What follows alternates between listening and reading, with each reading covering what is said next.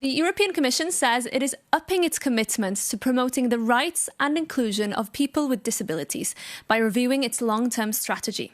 Our Europe editor, Maria Tadeo, sat down with the EU's Commissioner for Equality, Hadja Lahbib, and started by asking her about the Commission's new initiatives. We are launching a new EU alliance for independent living with sub-budget also to support service-based communities instead of institutions.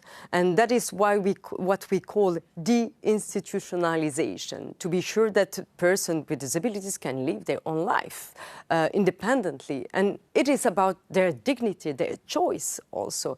And then to put everything into place to be sure that they will have the capacity to be more included in the labor market. And I have to ask you, there's a very political question, but it matters because of the times that we're in. Some would argue there's been, pushback against the idea of inclusivity, that the political debate is sort of shifting into a form of right that is about power and might and looks at ideas of diversity, inclusivity. It is too woke.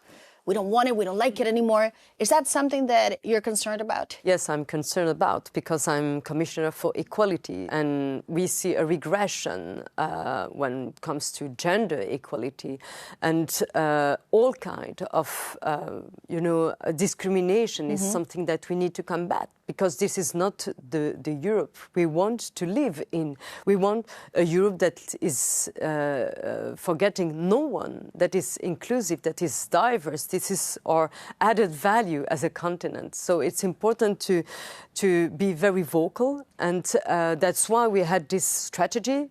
We could have gone until 2030 without, creating new flagship, new communication. But we did exactly the contrary. It means that equality, values, principles matter in our Europe, and we are proud of. At what time horizon do you look at? What is something that is acceptable to you to see a Europe that looks like more like your proposal than the current one that we have? This is something that we should think about from yesterday, I would say, because it's linked to my other parts, my other competence, preparedness. We need to rebuild Ukraine, for instance, with having in mind the number of people who are wounded today. I visited hospitals where you see a lot of people amputed, unfortunately. And we need to have accessibility by design to be sure that when we rebuild new schools, new hospitals, new airports, that it is accessible, from the starting point and not something that as an added afterthought. In this process, and I'm sure, as you said, you had many stories and you spoke to many different people. What did you learn personally out of this? That it's about all of us, and it's about who we are and how we want to live.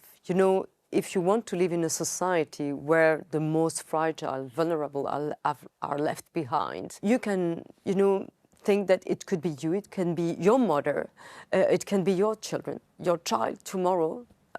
And so it creates a lot of anxiety and a lack of confidence also. And what we are doing, it's exactly the contrary. We are building a trustful society where you know that we care about you. We care about all of us.